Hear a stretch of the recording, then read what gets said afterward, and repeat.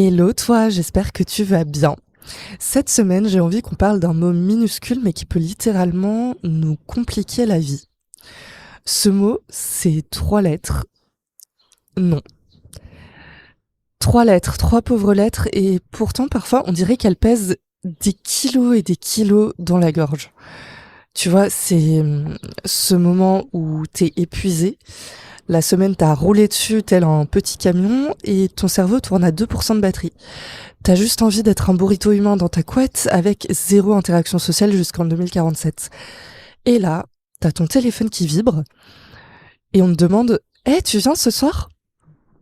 Et instantanément, ton corps fait « Pitié, non, tout, mais pas ça ». Mais tes doigts, eux, répondent déjà « Oui, bien sûr, avec plaisir, ça va être trop bien ». Alors que même ton système nerveux n'a même plus envie de sociabiliser et ta batterie sociale est complètement à plat. Ou alors ça peut être ton boss qui t'écrit un dimanche soir et toi tu réponds, ou ce pote qui réussit toujours à te convaincre qu'un dernier verre c'est une excellente idée alors que ton lundi matin va clairement déposer plainte contre toi. Et le pire dans tout ça, c'est que au moment même où tu dis oui, il y a une partie de toi qui sait déjà que tu vas le regretter. C'est un peu, tu vois, comme si ton cerveau et ton corps étaient dans une relation toxique. Et aujourd'hui, j'ai vraiment envie qu'on parle de ça. De pourquoi c'est si dur de dire non. Pourquoi il y a certaines personnes qui posent des limites comme si elles commandaient un café ou un McDo, pendant que d'autres ont l'impression de commettre un crime de guerre en refusant un brunch. Parce que, en réalité, le problème n'est pas que tu manques de caractère. Le problème, c'est que ton cerveau a peut-être appris très tôt qu'un non pouvait te coûter de l'amour, du lien ou de la sécurité. Et forcément, savoir ça, ça change tout. Et c'est pour ça que dans cet épisode, on va démêler ensemble les mécanismes psychologiques, neurologiques et même sociaux qui font que tu dis oui quand tout ton corps crie non. Et surtout, je vais te donner des choses concrètes pour commencer à poser tes limites sans avoir l'impression de devenir la pire personne de France ou de Belgique ou de Suisse ou des dom-toms. Et vous avez vu, j'ai regardé mes stats. En tout cas, bienvenue dans Déblocages intérieurs, le podcast qui t'aide à comprendre ce qu'il se passe en toi sur la base d'études en psycho et en neurosciences. Moi, c'est Louise, je suis passionnée de psychologie et de relations humaines, et ici on met des mots simples, vrais et vivants sur ce qu'on vit tous, mais qu'on ne dit pas toujours. On est toujours dans la série des racines de nos mécanismes où on essaie de comprendre certains de nos comportements en se basant sur ce qui s'est passé assez tôt dans notre vie.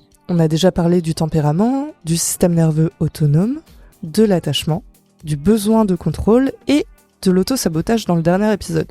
Si un des sujets t'intéresse, n'hésite pas à aller écouter l'épisode en question.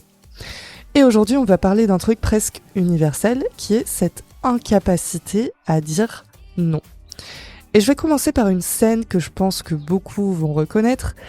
C'est une amie à moi, qu'on va appeler Léa, pour son anonymat, qui me raconte qu'elle a passé tout son samedi avec sa belle-mère. Alors déjà, les relations belle-mère-belle-fille, je pense qu'il y a des femmes qui viennent de se contracter et de se tendre rien qu'en entendant cette phrase.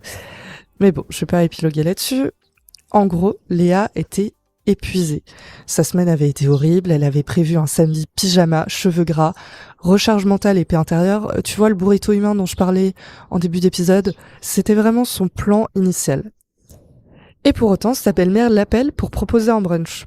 Et là, truc fascinant, avant même que Léa réfléchisse, elle entend sa propre voix dire « Mais oui, bien sûr, appelons-la Géraldine. Bien sûr, Géraldine, avec plaisir. » Alors qu'à l'intérieur, tout son corps faisait « Mais absolument pas, en fait. » Et le lundi, on s'est vu et elle m'a dit « Mais Loulou, je comprends pas. Je le savais. Je savais que j'avais pas envie. » Pourquoi j'ai dit oui aussi vite? Et cette question est passionnante parce qu'en réalité, beaucoup de nos oui ne sont pas des choix. Ce sont des réflexes de survie relationnelle. Et c'est là qu'il faut qu'on parle d'un psychiatre britannique, donc je t'ai déjà parlé plein de fois dans ce podcast, qui est John Bowlby. C'est lui qui a créé la théorie de l'attachement. J'ai fait 5 épisodes dessus, si ça t'intéresse, n'hésite pas à aller les écouter.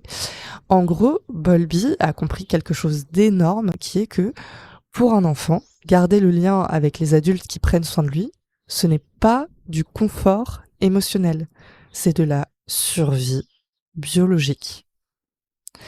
Un bébé seul ne survit pas. Donc, le cerveau infantile développe une obsession, maintenir le lien coûte que coûte. Et sa collaboratrice Mary Ainsworth, que je vais encore massacrer son nom avec mon accent anglais, Sorry Mary, eh bien, elle a créé une expérience célèbre qui s'appelle The Strange Situation, la situation étrange. Le principe est très simple. L'idée, c'est d'observer comment les enfants réagissent quand leur mère quitte la pièce, puis revient. Et elle a remarqué plusieurs profils d'attachement, et celui qui nous intéresse aujourd'hui, c'est l'attachement anxieux. Ce sont des enfants qui apprennent très tôt quelque chose, qui est que pour garder l'amour, il faut être facile à aimer. Facile à aimer, ça veut dire quoi? Ça veut dire ne pas déranger, ne pas faire de vagues, être agréable, anticiper les besoins des autres, sentir les ambiances, réparer les tensions, être sage, être pratique. En gros, devenir émotionnellement un peu comme du papier bulle humain, quoi. Tu vois, le truc qu'on met dans les cartons pour protéger les vases, bah c'est ça. Et le problème, c'est que ce logiciel-là ne disparaît pas de manière magique à 25 ans avec ton abonnement Fitness Park et 2 podcasts de développement personnel. Donc, le fait est que, aujourd'hui, quand quelqu'un te demande quelque chose, ton cerveau ne traite pas juste « est-ce que j'ai envie d'aller boire un verre ?» Il traite parfois inconsciemment « est-ce que dire non risque de me faire perdre le lien ?» Et là, ton système nerveux appuie sur le gros bouton rouge parce que pour lui, le rejet social ressemble encore à un danger. Donc, en fait, quand tu dis oui automatiquement, ce n'est pas parce que tu es faible. C'est parce qu'une vieille partie de ton cerveau croit encore qu'être aimé dépend de ta capacité à être agréable, à être appréciable. Et ça change énormément de choses. Parce qu'en fait, à partir du moment où tu comprends ça, eh bien, déjà, tu arrêtes un peu de te détester. Et tu comprends que ton cerveau n'est pas débile. Il essaye juste de te protéger avec une stratégie qui était utile quand tu avais 7 ans. Par contre, qui aujourd'hui te fait accepter des dîners que tu détestes avec des gens qui t'épuisent. Et ça, c'est très différent. Parce que, en fait, on croit souvent que poser des limites, c'est une question de volonté. Alors qu'en réalité, parfois, ton corps vit le non comme un danger. Et là, je vais partir dans les neurosciences, alors accroche-toi parce qu'il va y avoir des mots un peu techniques. Ton néocortex, ton néocortex, c'est la partie rationnelle de ton cerveau. Eh bien, ton néocortex sait très bien que refuser le brunch ne va pas provoquer l'effondrement de la société occidentale. Voilà. Mais les parties plus anciennes de ton cerveau, elles, réagissent beaucoup plus vite. Et elles ont déjà déclenché le oui automatique, avant même que ta réflexion arrive. Tu vois, c'est un peu comme si ton cerveau émotionnel envoyait le texto avant que ton cerveau rationnel ait eu le temps de relire le message. Et c'est pour ça qu'après coup, tu te dis, mais pourquoi j'ai dit oui? Parce que, en réalité, ce n'était pas seulement, ton cerveau n'était pas seulement en train de répondre à une invitation. Tu étais aussi peut-être en train de protéger un lien. Et il y a un autre mécanisme dont on parle très peu, mais qui change énormément de choses dans notre rapport au non, c'est la parentification. Alors, dit comme ça, j'avoue, on dirait un peu un sort dans Harry Potter, mais en réalité, c'est quelque chose de très sérieux, la parentification. C'est quand un enfant devient un peu trop le pilier émotionnel ou pratique de sa famille. Tu vois, c'est l'enfant qui rassure sa mère, la petite fille tellement mature pour son âge, celui qui sent immédiatement quand l'ambiance devient tendue et qui essaye de réparer la pièce entière avec une blague, un sourire ou en devenant ultra sage. Et il y a 2 formes principales à cette parentification. La première, c'est la parentification qu'on appelle instrumentale. Donc, c'est l'enfant qui va gérer beaucoup trop de responsabilités pour son âge, comme s'occuper de ses petits frères et ses petites sœurs, faire à manger, prendre soin des autres, devenir vraiment un mini-adulte avant l'heure. Et la deuxième, c'est la parentification émotionnelle. Et celle-là, elle est parfois beaucoup plus, en tout cas beaucoup moins visible. Elle est invisible. Et c'est quand, en tant qu'enfant, on devient le soutien émotionnel du parent. Par exemple, quand ta mère te raconte ses problèmes de couple, quand tu sens que ton père va mal et que tu essayes de lui remonter le moral, quand tu comprends très tôt que certaines émotions chez les adultes sont dangereuses, et du coup, tu apprends à les réguler. Et le problème, c'est qu'un enfant qui fait ça apprend une équation très particulière, qui est la suivante, retenez bien. Ma valeur vient de ce que j'apporte aux autres. Donc, adulte, aider devient presque une identité. Tu ne rends pas service, tu existes à travers le service.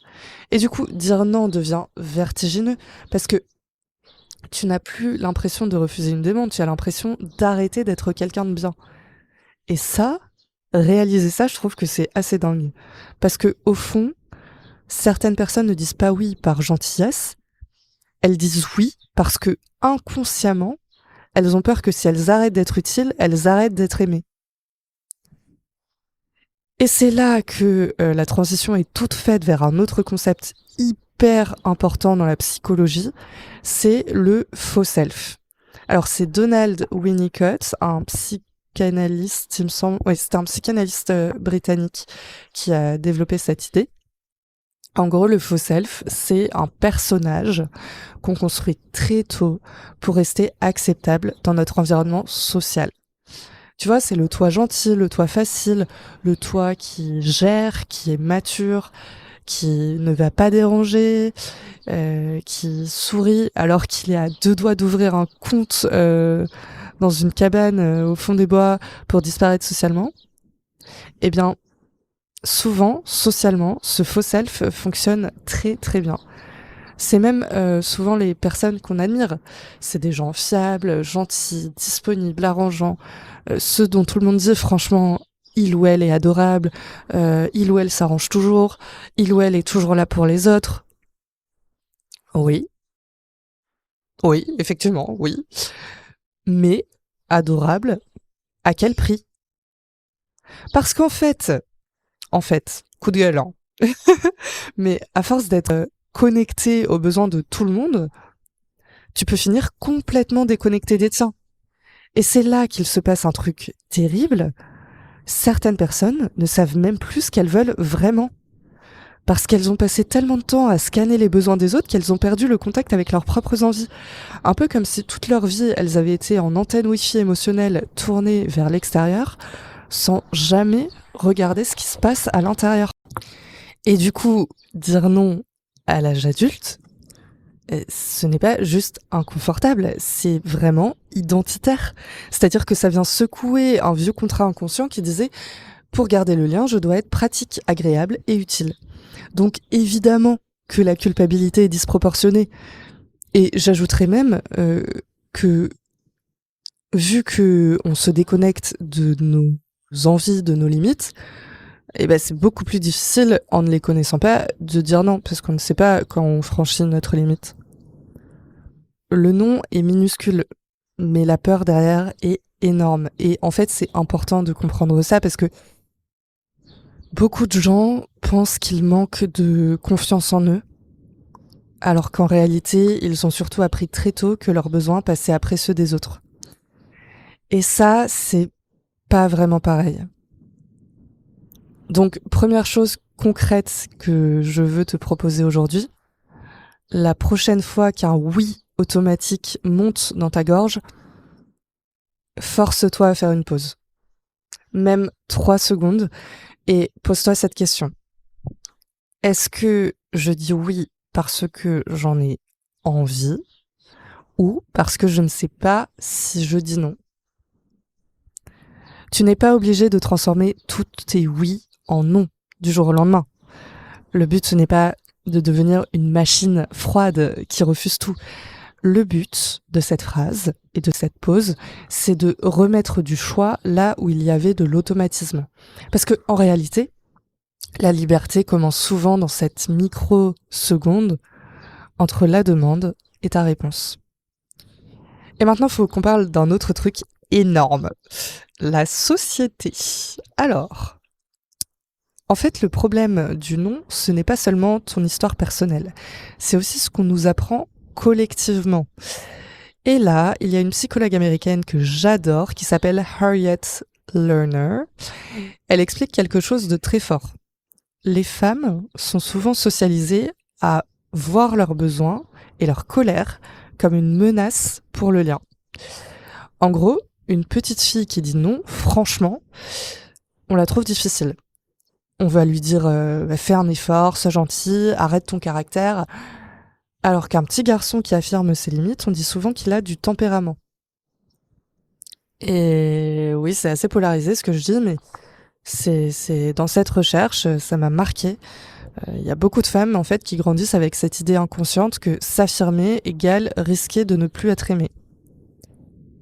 Et honnêtement, quand tu mets ensemble un attachement anxieux, de la parentification et une société qui valorise les femmes quand elles sont accommodantes, et ben on parle un peu d'un millefeuille psychologique, hein.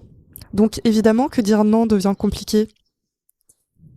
Et bon, là je parle des femmes, les hommes aussi peuvent vraiment galérer avec ça. Souvent, par contre, le mécanisme est un peu différent. C'est-à-dire que chez beaucoup d'hommes, il y a cette idée qu'il faut être fort, capable, solide, disponible, performant. Donc dire non peut parfois être vécu comme je ne suis pas assez. Et je trouve presque rassurant le fait que on réalise qu'on n'a pas raté quelque chose. En fait, on a été vraiment entraîné pendant des années à ça. Et ensuite, on s'étonne à avoir du mal à poser des limites. Mais je trouve ça quand même, j'allais dire couillu, mais c'est vraiment une expression de vieux. Enfin, c'est quand même chaud, quoi. On reproche à quelqu'un de ne pas savoir nager, alors qu'on l'a jeté dans l'eau avec un parpaing émotionnel attaché à la cheville depuis l'enfance. Parlons maintenant d'un mécanisme fascinant en psychologie sociale. Parce que parfois le problème ce n'est même pas le grand oui, c'est les tout petits oui avant. C'est un psychologue social américain qui s'appelle Robert Cialdini. Cialdini, on va le dire comme ça, je suis pas sûre de la prononciation mais c'est pas grave, qui a étudié un phénomène qu'on appelle le pied dans la porte. Et ça, c'est un phénomène très connu et tu vas sûrement reconnaître des gens qui ont déjà fait ça. Le principe est simple. Si quelqu'un te fait accepter une petite demande, tu as beaucoup plus de chances d'accepter la suivante. Pourquoi ? Parce que ton cerveau adore la cohérence. Et une fois qu'il s'est raconté « je suis quelqu'un de gentil et disponible », il veut rester cohérent avec cette image. Donc, chaque petit oui devient un peu comme une brique. Et à la fin, tu te retrouves enfermé dans une maison que tu avais même pas envie de construire. Et ce mécanisme explique énormément de choses. Il explique pourquoi tu continues une relation qui t'épuise, pourquoi tu acceptes encore des trucs que tu détestes, pourquoi tu te retrouves à 3 événements différents le même week-end alors que ton système nerveux réclame un cessez-le-feu immédiat. Et c'est là que cette dernière phrase me fait penser à la FOMO. Fear of missing out, la peur de rater quelque chose. Très répandue dans ma génération, hein, cette FOMO. Le truc, c'est vraiment le truc qui te fait dire oui à 2 soirées le même soir pour finalement profiter d'aucune des deux et finir le dimanche en PLS émotionnel devant une série que tu regardes sans même comprendre l'intrigue parce que t'es trop épuisé. Et le problème, c'est qu'à force de dire oui contre toi-même, ton corps finit par parler à ta place. Et c'est là que les travaux de Bessel van der Kolk sont passionnants. Parce que lui, il s'est énormément intéressé à la façon dont le corps garde la trace des stress chroniques et des désaccords répétés avec soi-même. Et honnêtement, je pense qu'on sous-estime énormément le coût physique des oui qu'on ne voulait pas. Parce que, à force d'avaler ce qu'on ressent, le corps finit souvent par envoyer des factures. Fatigue chronique, irritabilité, anxiété, sensation d'être vidé, impression d'être en permanence en train de donner plus qu'on ne reçoit. Un peu, tu vois, comme si ton système nerveux était devenu un open space, sans porte, où tout le monde entre quand il veut. L'auberge espagnole. Voilà, c'est ça que ça devient. Et c'est pour ça que la deuxième chose concrète que je veux te donner aujourd'hui, elle est très simple. Tu as le droit de demander du temps. Tu as le droit de dire je te redis, je vais y réfléchir, je regarde mon agenda et je te tiens au courant. Parce qu'en fait, cet espace entre la demande et ta réponse, c'est là que ton vrai choix peut enfin exister. Celui que tu veux vraiment pas, le oui automatique. Et surtout, tu as aussi le droit de changer d'avis. Parce que, en fait, on nous fait souvent croire qu'une fois qu'on a dit oui, c'est terminé, fin du game. Alors que non.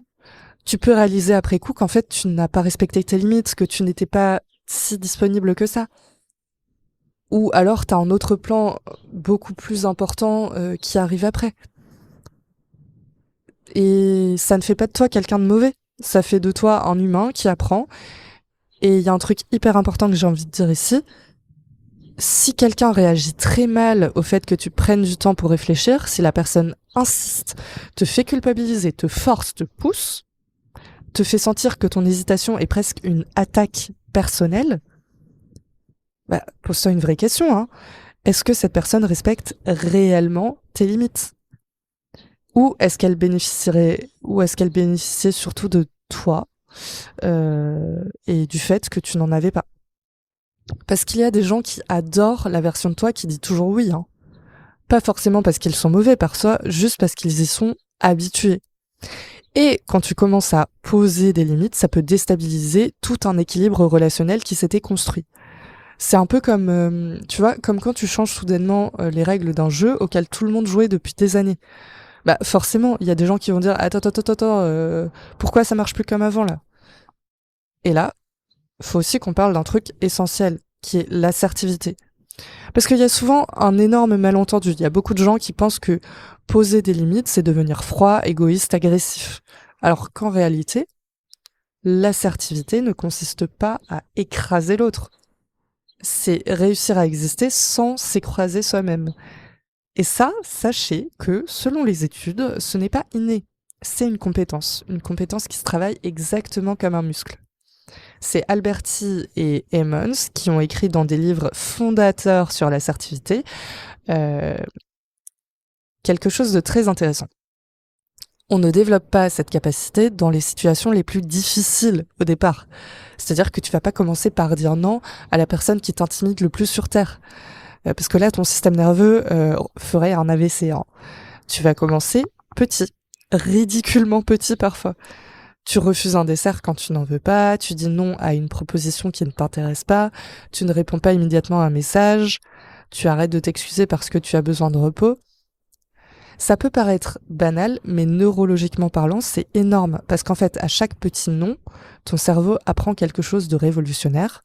Je peux poser une limite et je survis. À savoir que le lien ne disparaît pas, la Terre continue de tourner, personne ne vient t'arrêter devant chez toi pour excès d'affirmation de soi. Et petit à petit, ton système nerveux comprend qu'un désaccord n'est pas forcément un abandon. Et je fais un petit détour rapide par la CNV, donc la communication non violente pour laquelle j'ai eu une formation il y a quelques mois. Alors déjà, petit disclaimer, si tu appliques la CNV mot pour mot comme un robot RH sous caféine, ça peut devenir extrêmement bizarre. Mais l'idée derrière est hyper intéressante. Ce que la CNV nous apprend à exprimer, c'est un refus sans attaque de l'autre. Pas vas-y tu me saoules, laisse-moi respirer, mais plutôt je comprends que ce soit important pour toi, mais je n'ai pas l'énergie ou l'envie pour ça aujourd'hui. Et surtout, elle appelle quelque chose de fondamental. Tu n'es pas obligé de te justifier pendant 40 minutes pour avoir le droit de dire non. Parce qu'en fait, beaucoup de gens transforment leur refus en mémoire de master. Alors qu'en réalité, non, c'est une phrase complète. Hein. Tu peux donner du contexte si tu en as envie, pas parce que tu dois mériter ton propre refus. Et ça, je trouve que c'est une énorme différence. Parce qu'au fond, beaucoup de personnes vivent leur non comme un procès à défendre. Alors qu'en réalité, tes limites n'ont pas besoin d'avocat. Dernier truc que je veux vraiment que tu retiennes aujourd'hui, mais vraiment, c'est que tu ne dis pas non à une personne, tu dis non à une demande.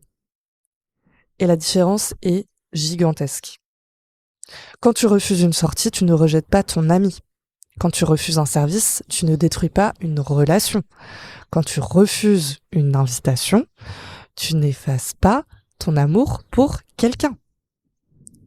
Le problème, c'est que les cerveaux anxieux confondent souvent les deux.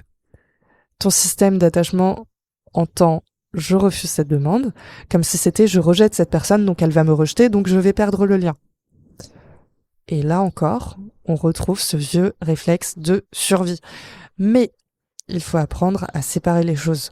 Refuser une demande, ce n'est pas effacer la personne.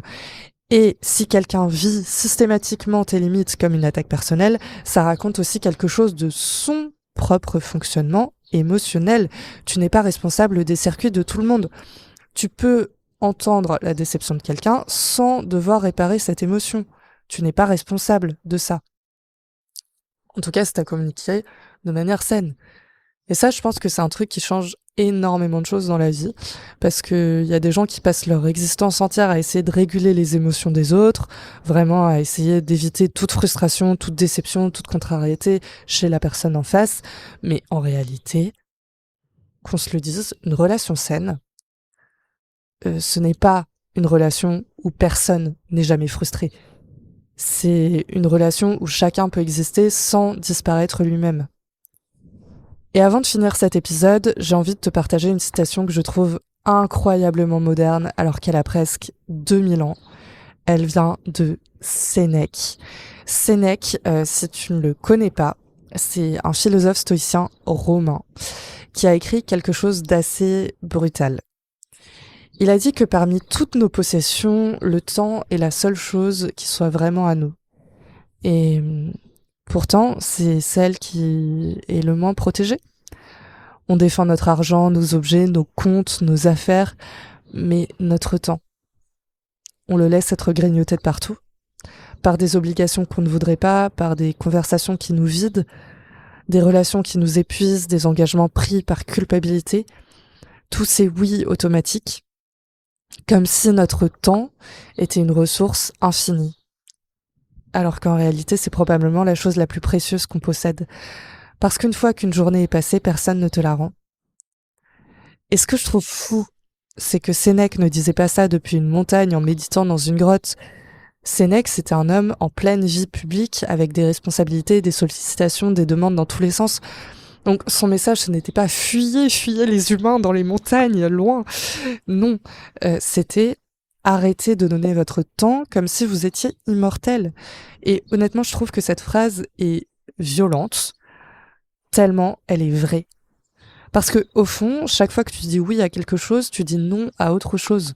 Tu dis non à ton repos, à ton calme, à ton énergie, à ton temps seul, à tes projets qui comptent vraiment pour toi.